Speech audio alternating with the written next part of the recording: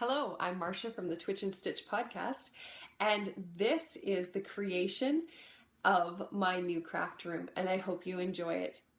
I started off with a bedroom that was no longer in use, and I cleaned out all of the bedding and just cleaned off everything, and I repainted the edging around the room from a red burgundy to a white just to clean up the look and to make it more vibrant.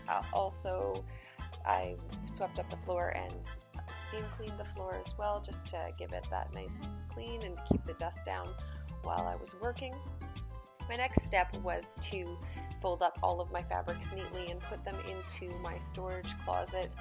And those shelves I made out of shelving that we had hanging around. I just cut it down to size, and I made brackets using old pieces of wood actually, and just measured up and installed them.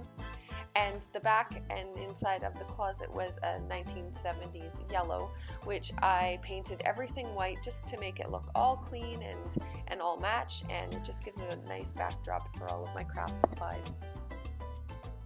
The next step was to go through all of my yarn, and I made 3 piles. One was to give away, the other was to keep, and the third was to donate for giveaway prizes. So I went through everything, and it was a lot of fun touching all of my yarn and getting to see exactly what I have, and I got to downsize quite a bit. Next step was to take apart the bed that was in the room, and I tried to originally take it out the door, but it wouldn't fit, so then I took the door off the hinge to remove it. That still didn't work, so I ended up having to take the bed completely apart. It was a little bit of work. The rivets were a little bit stuck because they'd been in there for so long. But I eventually got the bed taken apart. There's a whole bunch of stuff there that you can see, and this is all craft supply that I had to organize and sort and put away in its new homes. I went through a lot of project bags that I still had little bits and bobs of yarn in, and embroidery needles and crochet hooks, and just a whole bunch of stuff that I didn't actually clean out as I finished projects. So I went through everything.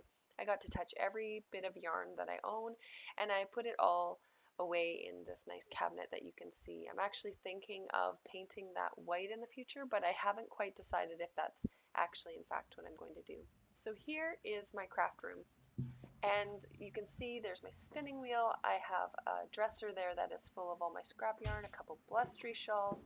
There's also a blue bin on the floor there that you would have seen that is just Christmas presents, so it's not usually in there. In that corner is all my works in progress that I hope to get off the needle before January 1, so I'm going to be working on those like a crazy person.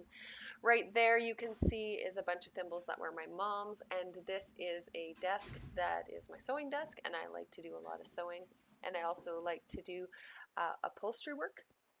So I spend a lot of time sewing at my desk, and I also do project bags. In this closet is just some bits and bobs. There is a bunch of patterns. All those patterns at the top there, those boxes are filled with patterns, and most of them are from the 1940s and 1950s. So there's my desk, and this is the other closet, and all of my project bag stuff is in here. I have a label maker there, and I am very, very happy with how much storage is in here. I've got my buttons, my scissors, my zippers, my fabrics, my ironing board, and my blocking mats are in there as well.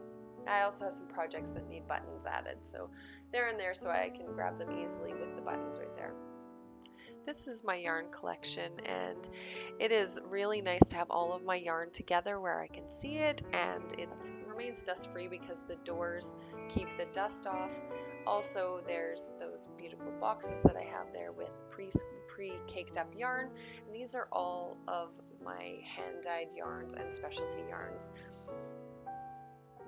This is the rest of my thimble collection. That was my mom's, and these are all my works in progress. That sweater on the top I just need to spend probably 20 minutes with, and it will be totally finished, and I think that's going on my list of things to do later today. This bookshelf has cleaning books on it, and it's got my knitting needles, and also has my designing books and just some other little bits and pieces. And that is it for my craft room tour. Thank you so much for joining me. If you enjoyed this, please subscribe below and hit the like button. And I appreciate all the time that you've spent with me today. And I also have a knitting podcast if you want to check that out.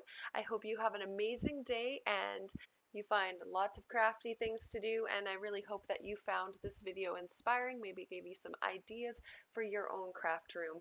Thank you so much.